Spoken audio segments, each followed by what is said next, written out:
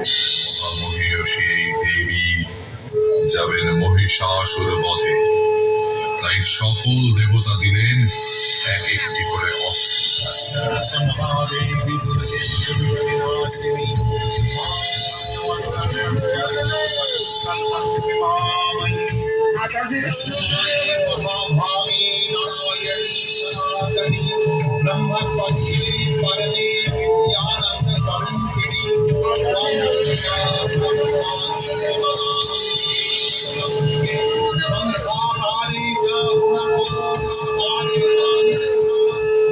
চললেন দেবী রণাঙ্গনে।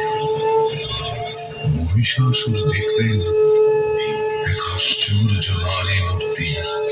সেই অপরূপ শক্তিময়ী নারীকে দেখে মুগ্ধ হলেন এই মহাবলী অসুর। কে অপরূপা? এক নয়নে ক্ষমা আর অন্য নয়নে নিষ্ঠুর চাহনি। কে সিংহবাহিনী? কিভাবে করিব আমি এর সঙ্গে রণ?